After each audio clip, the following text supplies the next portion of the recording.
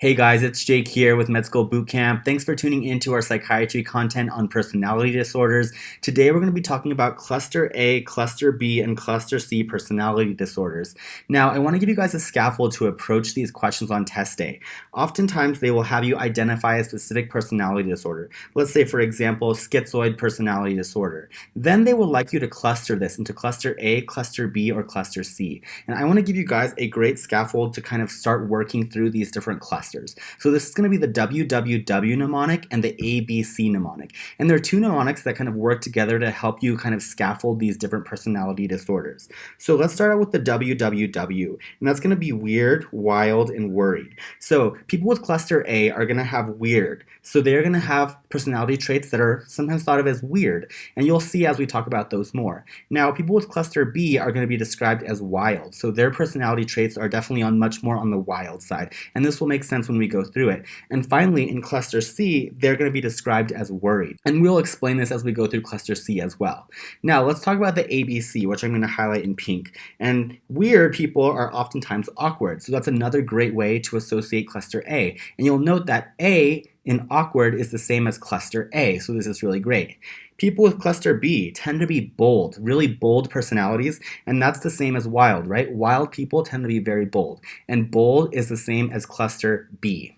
And lastly, we have clenched for cluster C. People who are worried tend to have a clenched jaw, and that's a really easy way to remember all the types that fit into cluster C. So, without further ado, let's get busy talking about these personality disorders. All right, guys, let's get busy talking about our cluster A personality disorders, starting with our WWW mnemonic, where it's going to be in the weird territory. Now, this corresponds to the A and ABC because weird people are awkward. So weird and awkward is how you're going to be clustering all the cluster A personality disorders. Now, the epitome of cluster A is going to be strained interpersonal relationships. So difficulty being social, difficulty making friends. This is the epitome of someone with cluster A personality disorder. Now, the other side of the coin on cluster A is that these people tend to have some odd traits, magical thinking. They kind of sometimes have a limited emotional range or a flat affect. And you may associate a lot of these symptoms with schizophrenia. These people have a genetic predisposition to developing schizophrenia or similar disorders. However, it is not a prerequisite. So just because you have cluster A personality disorder doesn't mean you have schizophrenia. Also, just because you have a cluster A personality disorder doesn't mean you have to be psychotic. These people can live their entire lives without ever having a single episode of psychosis. And that's really important. It's important to note the nuances between cluster A and schizophrenia and their associations. So I just want you guys to keep that in mind. So let's start out by talking about paranoid personality disorder. And I want to include fictional examples to help reinforce some of these disorders. So our first one is going to be Mad-Eye Moody from Harry Potter. He is an example of someone with paranoid personality disorder. And for those of you that don't know, he is basically a police officer of the wizarding world. It is his job to keep everybody safe. So he is always looking over his back. He is checking everyone's drinks to make sure they're not being poisoned. He's always on the defense. He's always on high alert. He even has a magic eyeball that spins around so he can look behind his head even though he's facing forward. He's like a wildly paranoid guy.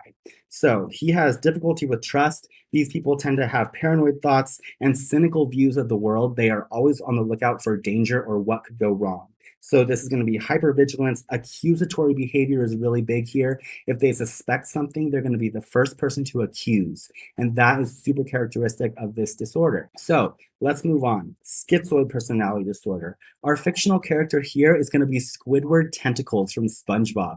Now, you may remember that Squidward has a really flat affect, and he doesn't really like to be friends with anyone. He prefers to just stay in his house, play his clarinet, and leave his ho-hum life. No matter how much SpongeBob and Patrick try to bother him or play with him, he's just not interested. And that's characteristic of someone with schizoid personality disorder. They're socially isolated without concern, and they're impartial to the opinions of others. So SpongeBob and Patrick are always making fun of him for being boring, and he just doesn't really care. He just wants to hang out in his house and be chill. So the limited emotional range is another feature of this, and we can see that in Squidward. He's never really super happy, he's never super mad, and he's never super sad. He's just kind of always at that middle baseline level, and this is super characteristic. Lastly, let's talk about schizotypal personality disorder. And our character here is going to be Luna Lovegood from Harry Potter. And she is characterized by someone who's really eccentric, really odd. She wears really strange dresses and costumes. She wears really weird hair accessories and earrings. Oftentimes, she has little animals crawling around on her, and she has the weirdest thoughts. She reads the weirdest magazines, the weirdest publications, and she's always trying to convince her friends of these really weird, magical thoughts. Now, magical thinking is a key giveaway for this condition on step one. It is really high yield, guys. If they insert something about magical thinking, so like Dungeons and Dragons or magical fairies, they are pointing you towards schizotypal personality disorder. So we talked about eccentric thoughts and interests, bizarre in appearance, and also some limited interpersonal skills here. They do not have a desire for attention, so they're really okay with just being in their odd little bubble off on their own. This is technically part of the schizophrenia spectrum, and this makes sense because these people kind of have an odd affect, they kind of have difficulty interacting, and their magical thinking and their weird interests are like just hovering along that border of like what might be a delusion or what might be a hallucination. And so that's a great way to kind of lump this into the rest of the cluster A personality disorders. So let's do a quick review. I would say focus on the fact that these are going to be weird and awkward people in cluster A. Paranoid is going to be all about hypervigilance and paranoid thoughts. So always being on the lookout for what could go wrong. In terms of schizoid, it's the social isolation and impartial concern of others and what they think of you being alone. These people are just chill, hanging out alone. And now, schizotypal, it's going to be all about the eccentric thoughts and magical thinking. That's what separates it from schizoid. Schizoid people are just alone, ho-hum-drum. Schizotypal tend to be alone because they're so weird and so magical and so hard to relate to that no one wants to be friends with them. So they're just going to be in their own little magic land, and that's how you're going to separate those from schizoid. So I hope this was a helpful scaffold for you guys. Just remember weird and awkward on test day, and you should be good to go.